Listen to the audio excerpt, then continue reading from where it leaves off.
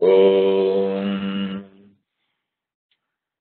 वक्रतुण्डमहाकाय सूर्यकोटिसमप्रभ निर्विघ्नं कुरु मे देव सर्वकार्येषु सर्वदा। सरस्वती नमस्तुभ्यं वरदे कामरूपिणी विद्यारम्भं करिष्यामि सिद्धिर्भवतु मे सदा। गुरवे सर्वलोकानां विषये भवरोगिणां निधये सर्वविद्यानां दक्षिणामूर्तये नमः। ईश्वरो गुरुरात्मेति मूर्तिभेदविभागिने व्योमवद्व्याप्तदेहाय दक्षिणामूर्तये नमः।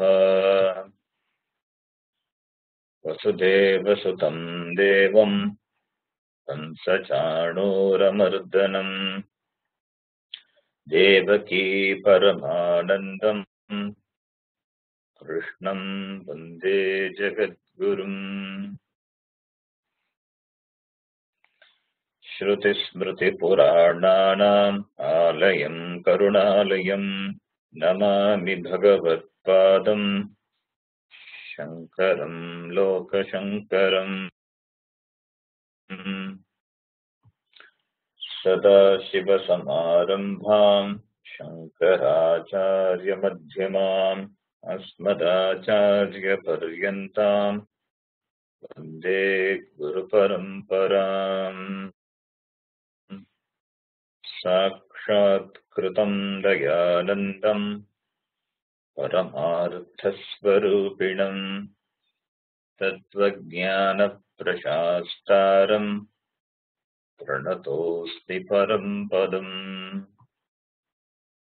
ॐ सहना भवतु सहनौ भुनक्तु सह वीर्यं करवावहै तेजस्विनावधीतमस्तु मा विद्विषावहै।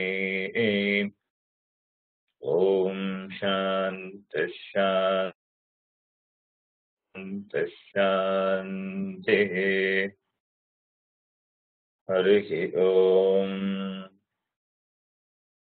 पार्थाय प्रतिबोधितां भगवता नारायणेन स्वयं व्यासेन ग्रथितां पुराणमुनिना मध्ये महाभारतम् अद्वैतामृतवर्षिणीं भगवतीम् अष्टादशाध्यायिनीम् अम्ब त्वामनुसन्दधाति भगवद्गीते भवद्वेषिणीम्।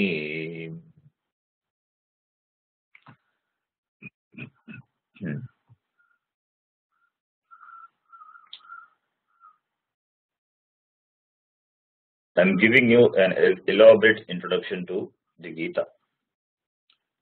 So if you are listening to the classes continuously, then you will understand and you will appreciate the flow of the topics. Hope that you appreciate and understand the topics we discussed so far. Hoping that I will start today's class from where we left in the previous class. We were discussing Purushartha.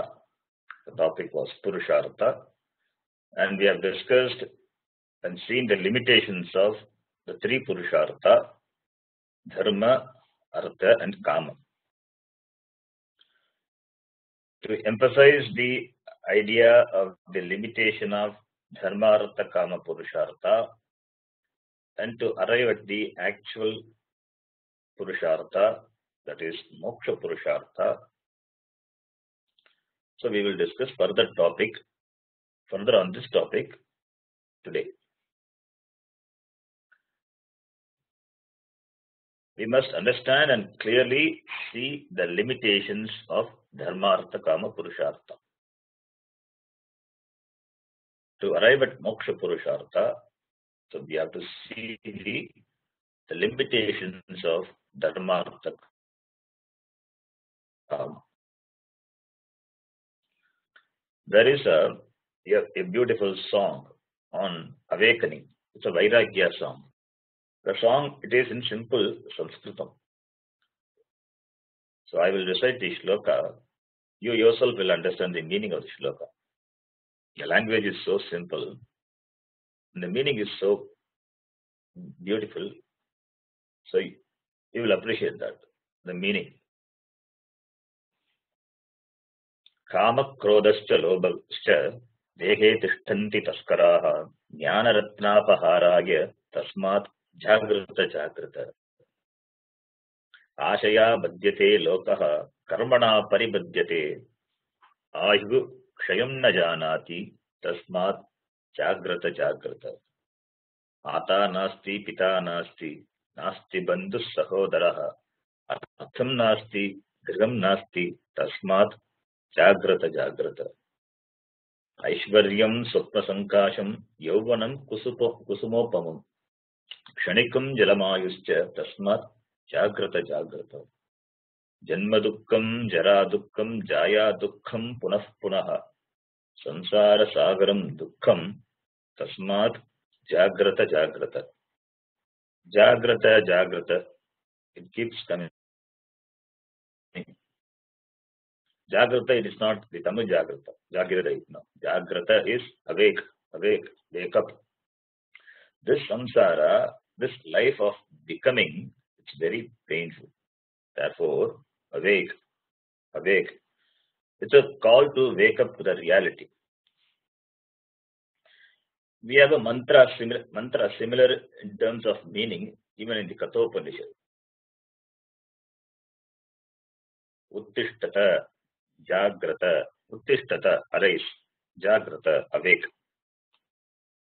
And you would have heard a famous quote of Swami Vivekananda: arise, awake, and stop not till the goal is reached. In fact, Swami Vivekananda is slightly changed the quote of Kathopanishad and he presented. The Kathopanishad, the meaning is different. Uttishtata, Jagrata, Prapyavaran Nibodhata. Arise, awake, approach the learned person. Go to the teacher and learn.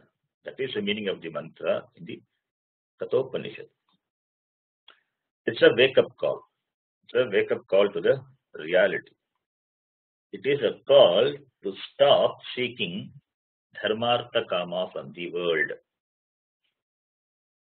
Stop seeking dharmartha kama from the artha. That artha means security. Kama means happiness. And dharma means providing for security and happiness for the other world. That is dharma. So stop seeking dharmartha kama. Why should we stop seeking dharmartha kama? Because the world cannot provide that. Therefore, wake up, Jagrata. Don't get cheated. Don't get hypnotized by the glamours of the world. Why? Because it is all dukkham. It's all painful. There is no sukham in the worldly pursuits. In the midst of continuous dukkham, you get occasionally a few drops of sukham, a few doses of sukham. Kada chitta sukham. Therefore, Jagrata, Jagrata. I will tell you a very beautiful story. I like this story, and I have told this story in my other classes. But for the sake of other students, I will retell the story. In the Mahabharata, there was a conversation between between Vidura and Dhritarashtra. And during the dialogue, Vidura is telling a story. Vidura is telling a story to Dhritarashtra. In those days, the best way to convey some message is through some story.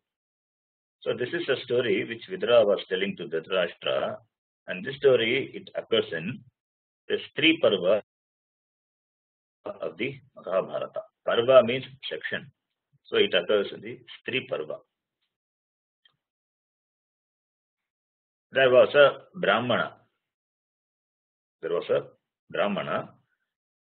Once the Brahmana was traveling to his home city by walk, and he had to pass through a dense forest.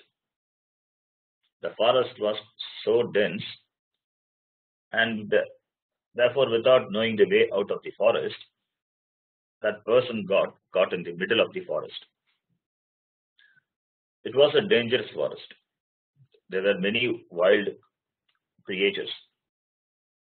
So this Brahmana got frightened and he wanted to find a way out of the forest. So without knowing what to do, because he caught in the middle of the forest, he ran here and there. He wanted to escape. And there was a huge pit covered with the creepers of the plant. And this Brahmana didn't see that. So when he was running here and there, he fell into that huge pit. And while he was falling down, he was caught in the midst of the creepers. And he was hanging with his feet caught at the top of the pit and his head facing the bottom of the pit. So he was hanging upside down in the pit. He was in Shirasasana in the mid-air. When he was hanging like this, at the bottom of the pit, he observed a huge snake. The snake was ready to devour him.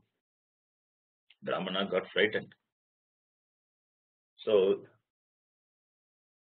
he lifted his head slightly above, and at the mouth of the pit, he saw a huge elephant. The elephant was dark in color, and it had 6 faces and 12 legs. Meanwhile, there were many rats in black color and white color. They are slowly eating away the roots of the creeper, the creeper which is holding this Brahmana upside down in the pit. And there was a huge honeycomb at the mouth of the pit, and many honeybees of huge sizes, they were drinking honey.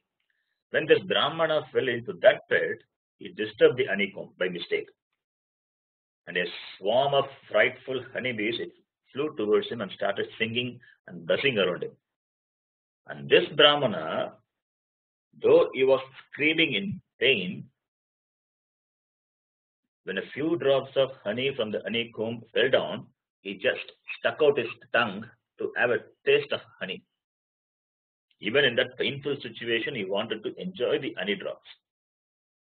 And added to this situation, there was a tiger waiting for him at the mouth of the pit. So you can imagine the condition in which the Brahmana is in now.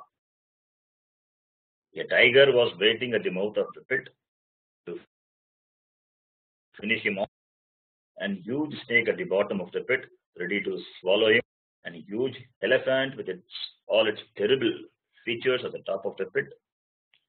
The rats in black and white, they are slowly gnawing at the roots of the creepers, and because of which the Brahmana is slowly approaching the bottom of the pit. And frightful honeybees, they are flying towards him and stinging him severely. In that condition too, that person, he wanted to enjoy the honey drops. So you can imagine what a fool the Brahmana can be. Would there be any other fool but worse than Brahmana? So who is that person? Who is that Brahmana? Let us not think that Brahmana is someone. It is ourselves. We ourselves are that person. Every one of us are in the same situation. This world is a wild forest, and the pit is the status in which we have fallen into. This Manisha Janma, that is a pit. And the tiger waiting at the top of the pit, it is nothing but the painful experiences of the world with its terrible manifestations ready to kill us. And the dark elephant with 6 faces and 12 legs is that Kala, is that time.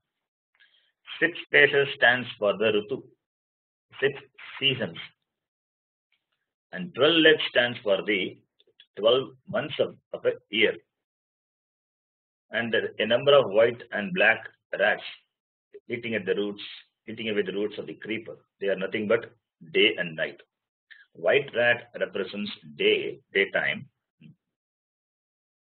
Black rats, so they slowly eat away our lifespan in the world. And the honeybees stinging at him, it represents the number of problems we encounter in our daily life. And what about the huge, dangerous snake at the bottom of the pit? What is that? It is that death ready to swallow us at any time. And this person is slowly moving towards that snake because the roots of the creeper are slowly giving away.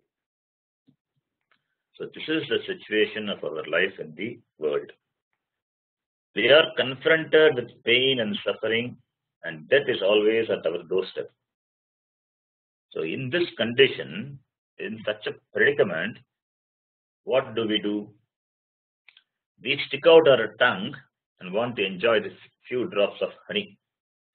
This honey represents the occasional pleasures, sukham, what we enjoy in the world. So the Brahmana is nothing but we ourselves. In such a predicament, we want to enjoy sukham. And this sukham, what we want to enjoy, is it permanent or impermanent? Is it nityam or anityam? It is anityam. Anitya sukham. For wanting to enjoy that anitya sukham, we forget all the pain, we forget all the tortures, and stick out our tongue, stick out our sense organs. The tongue is nothing but our sense organs towards the sense objects. For want of that sukham, anitya sukham, what do? We embrace continuous dukkham. Therefore, we understand from the story, in spite of knowing that everything is dukkham, how foolishly we run towards the objects of pleasures. How foolishly we run towards the objects of security. Therefore, it needs a lot of discrimination to understand these facts. What should an intelligent man do in this situation, in this life, which Bhagavan has given? Should we pursue Artha Kama throughout our life and not listening to our inner voice, which is asking for? Nothing wrong in pursuing Artha Kama. It has its place in the life. But seeking freedom through Artha Kama, it is not possible. And the world cannot give freedom. The world cannot give us sukham. Really speaking, what the world can give is only dukkham. Sarvam paravasham dukkham. In fact, that is not the problem with the world. The world is what it is. I am not presenting a pessimistic view of the world, but to make you understand and look at the things objectively. All that what we seek in the world will not give us sukham. Life becomes dukkham when we depend on somebody else for happiness, for security, for peace, for completeness. The life will become dukkham. This is what dharmartha kama pursuits they do for us. The pursuit of dharmartha kama is a dependent pursuit. In the pursuit of dharmartha kama, we depend on something external to us for security, for happiness, thinking that it will give what we project. We project something and we think that it will give. It is our adhyasa. Adhyasa means superimposition. It is your wish which is superimposed on something, and you take it to be the source of happiness and security. Even if it provides that, we forget the fact that anything which makes me dependent, it cannot be a source of happiness. It cannot be a source of security. If you think marriage and children and real estates, they are the source of happiness and security, it is nothing but your superimposition. It is called Shobhana Adhyasa. Shobhana Adhyasa is seeing only what you want to see. That's your partial vision. Recently, I read a joke, and I shared that joke in our Sanskritam group because the joke was in Sanskritam. Probably some of you would have seen that. Adharapatrene vivaha pramanapatram na yojayet chet bhavan avivagita ityeva manyate. If you don't link Aadhaar card with your marriage certificate, you will deem to be a bachelor. This is the meaning of that joke. Though it is just a joke, but many of my friends in some other group, they wanted to become a bachelor again. So I told them, marriage is not a problem. The problem is not with the marriage.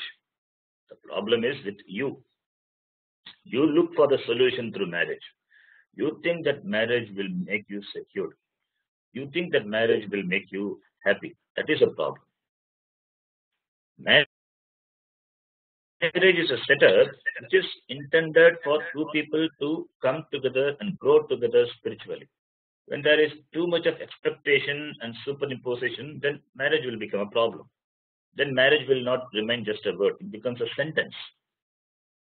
So when you depend on something emotionally, it is going to be a big problem. Therefore, the same understanding should be applicable with anything we come across in the world. There is no problem with the world. It is as it should be. Therefore, this understanding of the reality of the world itself is a big revelation. And this must have been experienced by us in our daily life, but probably we would have failed to recognize it. Therefore, understand, where there is expectation, where there is dependence, paradhilatvam, then there is dukkha. When you depend on something, it is naturally because of your expectation of security and happiness from that thing. But things are not under your control.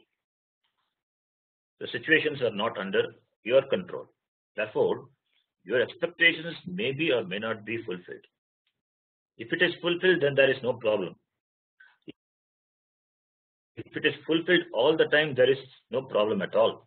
But the problem is, most of the time it doesn't happen the way we want. In fact, it happens quite opposite. Always there are four possibilities of outcome of the results of our action. Either we get what we want, or we get more than what we want, or we get less than what we want, but sometimes quite opposite to what we want.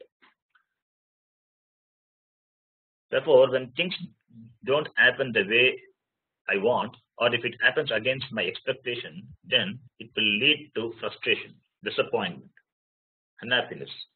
Sometimes it causes depression too. Therefore, as long as you depend on external factors to make yourself secure, to make yourself peaceful, it will be a problem.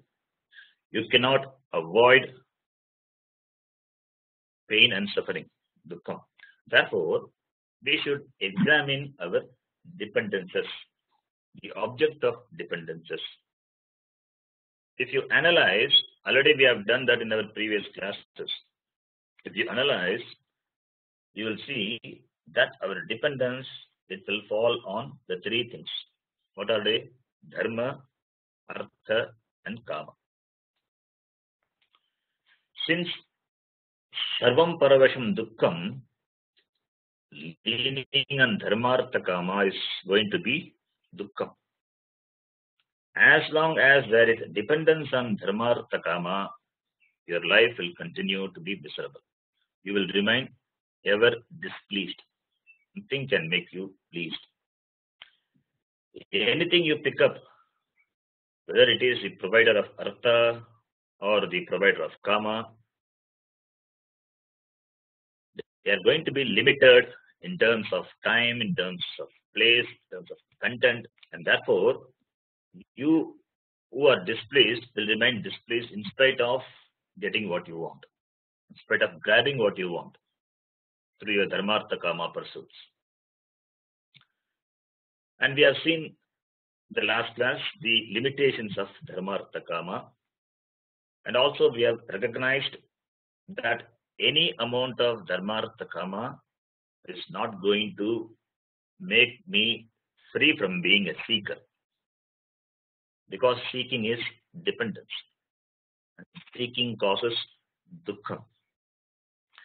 If seeking causes dukkha, then why do we seek dharmartha kama?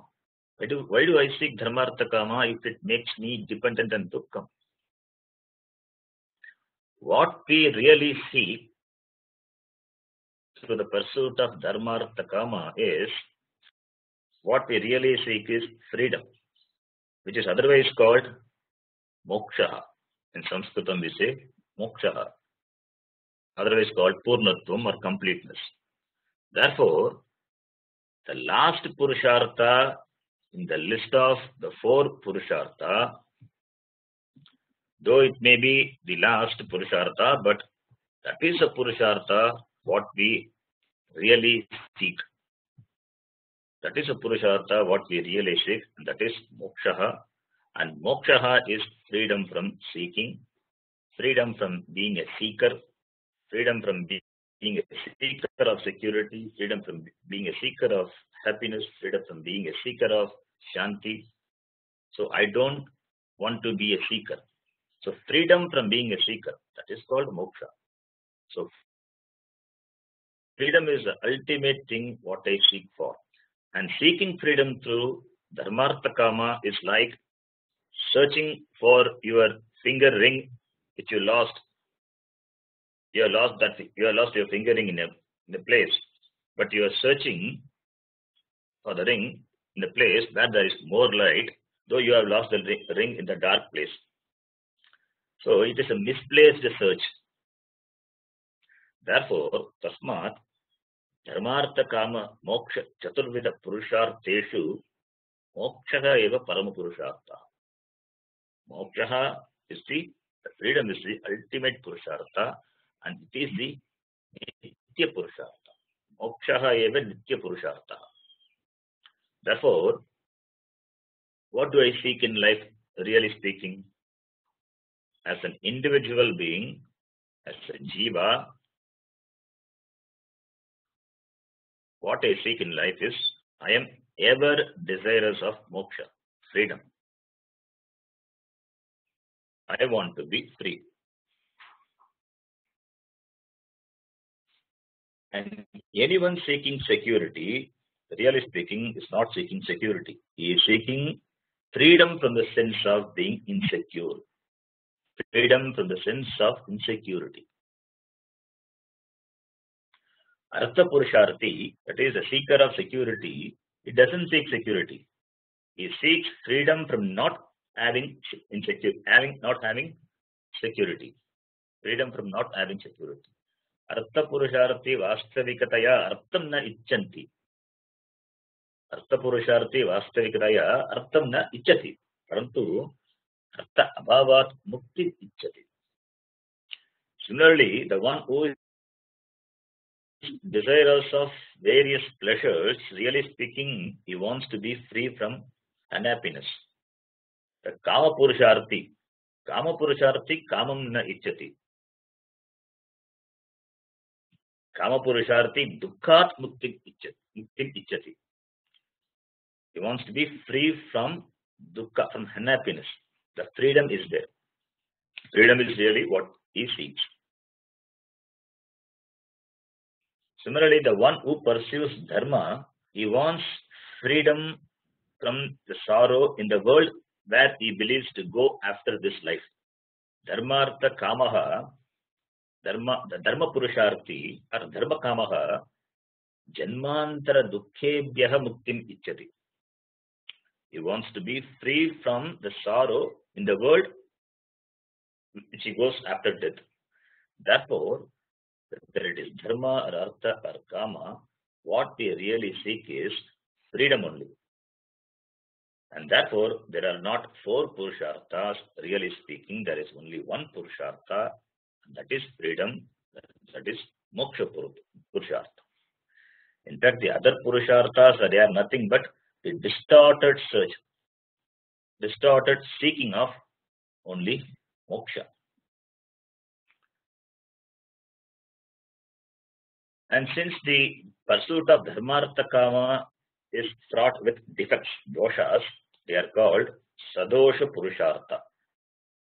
Doshena saha vartate iti sadoshaha. They are sadosha purushartha. That is, purusharthas which are endowed with dosha, defects. Whereas moksha purushartha, it is free from doshas. It is fraught with no doshas. Therefore, moksha purushartha is called nirdosha purushartha. Nirgataha doshaha yasmat iti nirdoshaha nirdosha purushartha.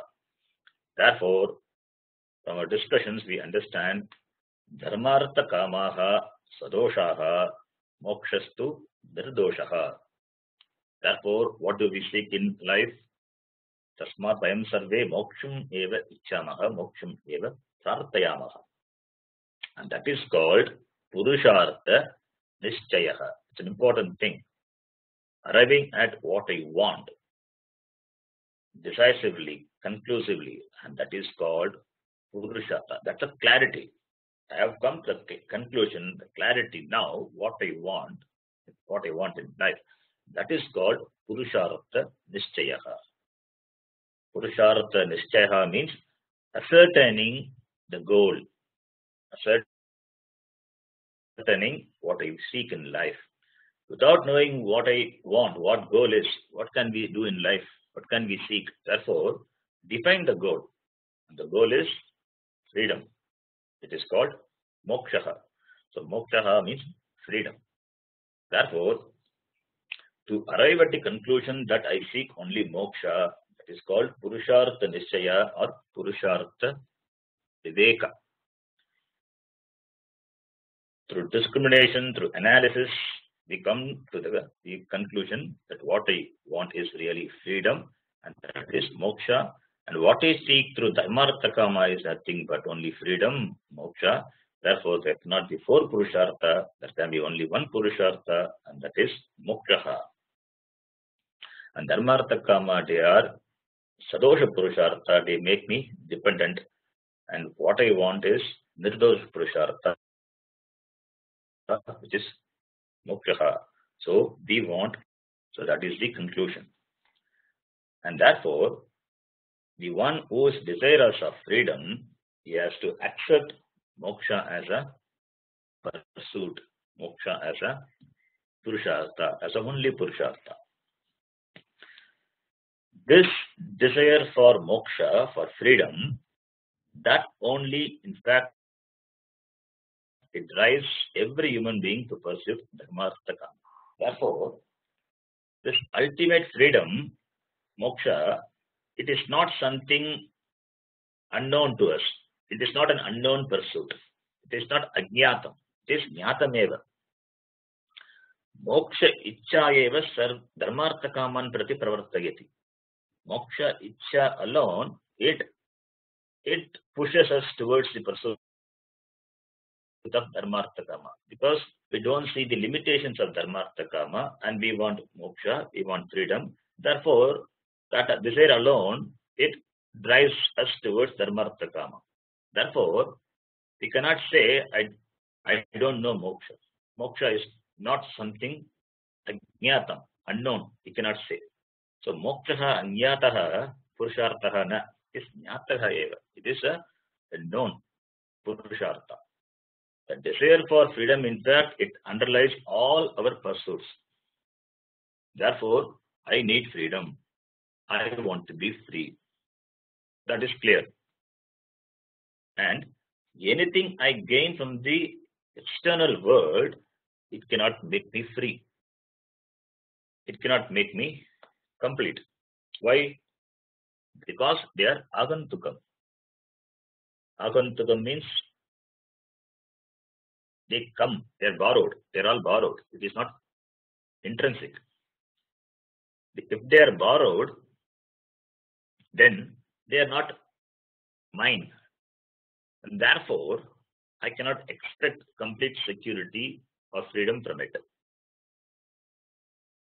And therefore, in spite of occasional moments of pleasure and comfort, I will be insecure. I will be displeased because they are incidental. They are agantukam. And I am dependent on incidental security, incidental pleasure. And this is a fact which you cannot change by any amount of objects or persons and situations and that you pick up in your life. As long as you are dependent, you will be in sorrow. So dependence in sorrow and independence is freedom.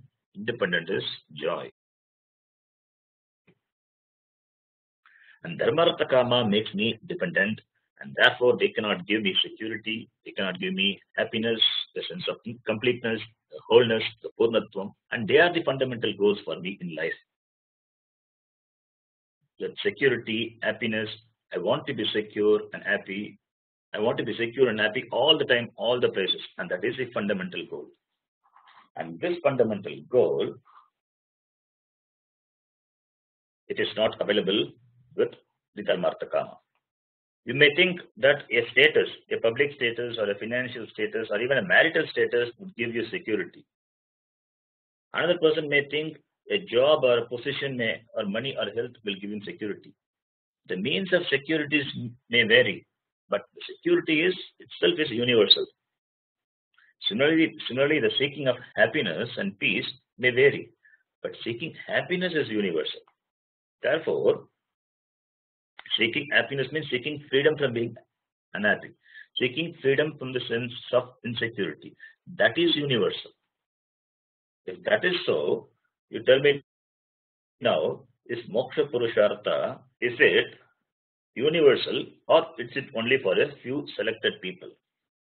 Is everybody seeking moksha or only a few people in the world really wants moksha? In fact, everybody wants moksha. Therefore, moksha must be universal. It must be in nitya purushartha and it must be nirdosha purushartha and it must be universal. Everybody wants moksha is a fact.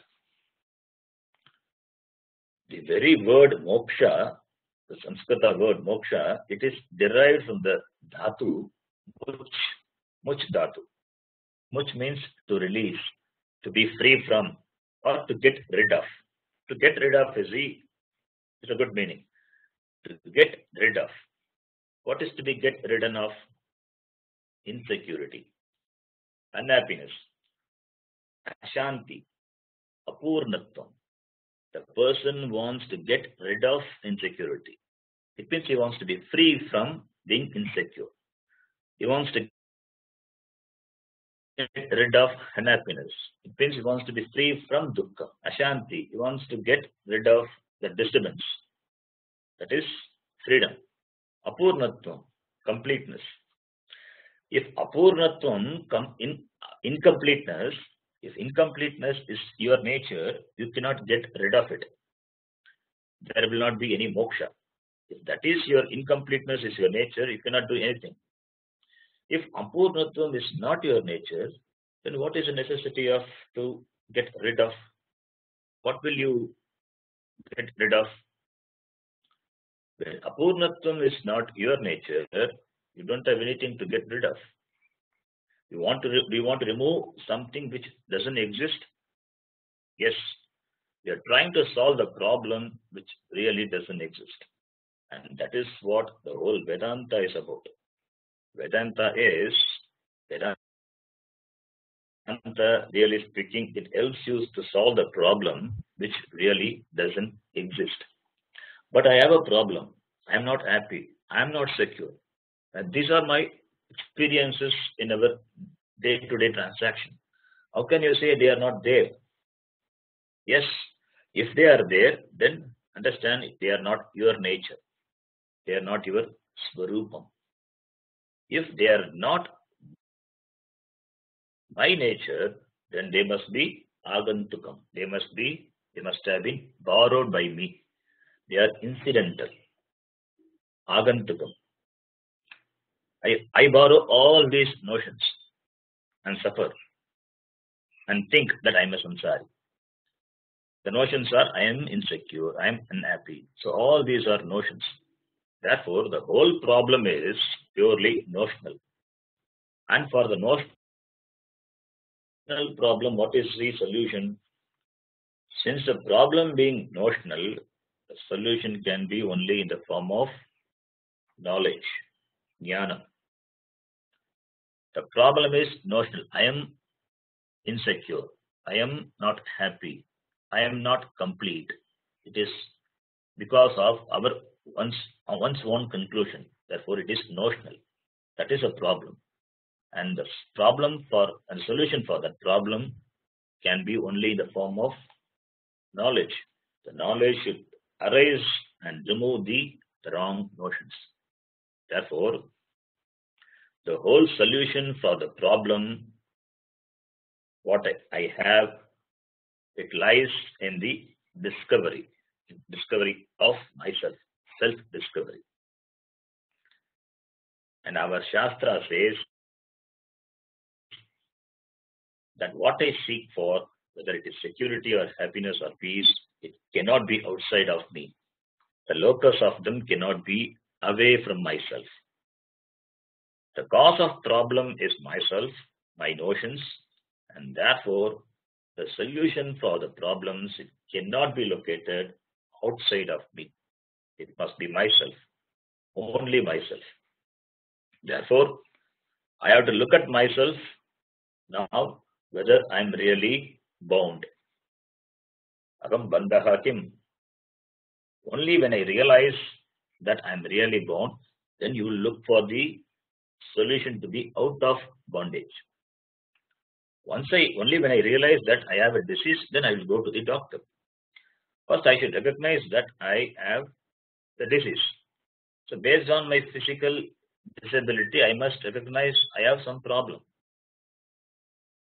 Only when I discover the problem, then I will attempt to diagnose the cause. After diagnosis and arriving at the cause, then I must willingly submit to the doctor to cure the disease. I must not try my own medication. I must consult the doctor, and the doctor prescribes some medicine to overcome the disease and helps me to get back to my original health. Similarly, I have the disease of samsara. I have the problem of seeking, the problem of becoming. Therefore, I feel I am limited, I am bound, I am insecure, I am dukkhi, I am apurnaha. This is the disease. This is the vyadi.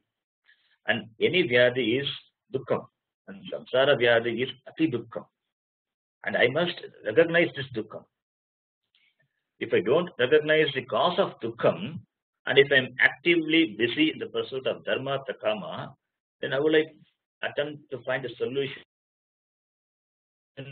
for the problem of samsara. I am so busy in the world, preoccupied with my own priorities, and there is no place for recognizing this samsara vyadi, then it's a problem. Therefore, the cause of dukkham is not others. It's not my wife or husband or my children or grandchildren or the society or the government. They are not the problem. Therefore, the first discovery is I cannot depend on anything other than me to be happy, other than me to be secure. Therefore, the cause of problem is myself. I am the cause. I am not happy identifying with any limitations. I don't want to be limited in terms of happiness, security, or anything. If I am the cause, then I must have the sincere desire to get out of this situation. The situation is an helpless situation. Therefore, I must have the sincere desire to come out of this helpless situation. I must have value for independence. I must understand that I cannot find a solution by myself through dharma, artha, kama pursuits. I am helpless. This helplessness is also something to be discovered.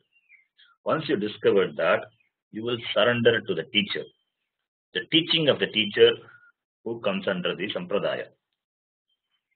If I am the cause of the problem, then I should be the solution for it. I am the solution.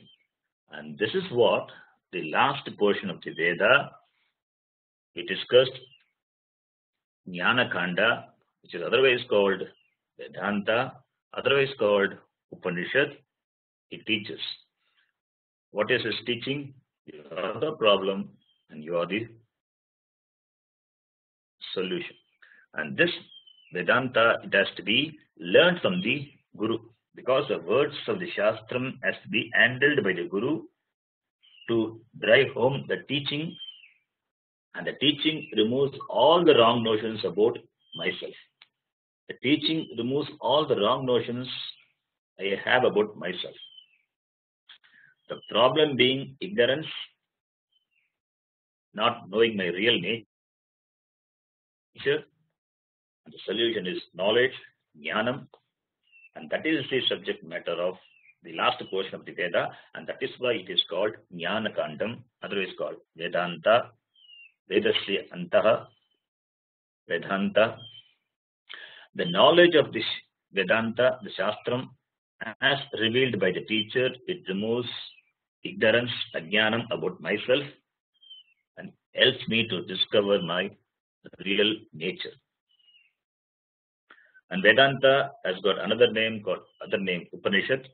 The very meaning of the word Upanishad is the teaching which takes oneself closer to oneself. The very meaning of the word Upanishad, we will discuss in another context in detail. The very meaning of the word Upanishad is the teaching which takes oneself very closer to oneself.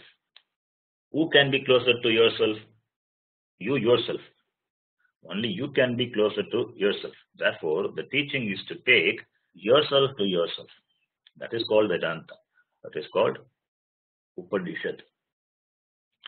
And now, what are we going to study? Gita. Gita is also an Upanishad only. It is Gita-Upanishad. How can I say Gita is an Upanishad? Gita is part of Mahabharata, and we are talking about Upanishad, Vedanta, connected with Vedas. How can I say Gita is an Upanishad then? We know it very well. At the end of every chapter of the Gita, what do we say? Om Tat Sat Iti Srimad Bhagavad Gita Su Upanishadsu. So every chapter of the Gita is an Upanishad. That it is in fact Bhagavachanam, Upanishadsu, Gita Su. So Bhagavad Gita is an Upanishad. And Upanishad, this Gita, it removes ignorance about myself by giving knowledge. Therefore, Bhagavad Gita is not simply a book for bedtime study or a book which you refer when you are in some problem. It's not a book meant for that. Gita is a moksha shastra. It is a shastram which gives freedom. The shastram which gives you freedom by imparting knowledge. Therefore, it is a Upanishad. It is a moksha shastram. And therefore, this moksha shastram, which is nothing but the Upanishad, the content of the Gita not being different from the content of the Veda Anta, that is Jnana Kanda. Therefore, Gita also has the status of being a Upanishad. And the Upanishad removes the samsara by giving me knowledge. Similarly, Gita also gives me knowledge and removes the samsara, the problem of becoming. Samsara is not outside. It is not think samsara is something outside. We have discussed it. Samsara is myself, my notion of samsara. And that puts me in a problem. That takes me for a ride. Therefore, that has to go. and for that we did knowledge, jnanam. And jnanam is what the Gita gives. And Bhagavan Krishna and Arjuna, in the form of a dialogue between them, this knowledge is presented by Vyasacharya. Okay. Now, who can study Gita? And what are the prerequisites, the conditions or the qualifications for studying Gita? The qualification for studying Gita is same as the qualification required for studying Vedanta, Upanishads. Because the content or the teaching of the Upanishad and the Gita not being different, therefore, the qualifications or the prerequisites, what we call in Sanskritam, the Anubandha Chatushtayam and Sadhana Chatushtayam, what is required for studying Upanishad, it's the same. That is what is required for Gita also. So the Anubandha Chatushtayam and Sadhana Chatushtayam for Gita is same as that of the Upanishad. Why? Because Gita also teaches moksha, freedom. And those details we will see in the next class. Next class we will discuss Sadhana Chatushtayam and moksha and Anubandha Chatushtayam. That we have discussed in some other classes, but we will have a brief introduction to that, and then we will land on the runway of Gita, probably in the class after next. So we will stop here. Om Purnamadah Purnamidam Purnat Purnamudachyate Purnasya Purnamadaya Purnameva Vashishyate. Om Shanti Shanti Shanti. Harihi Om Shri Gurubhyo Namaha. Harihi Om.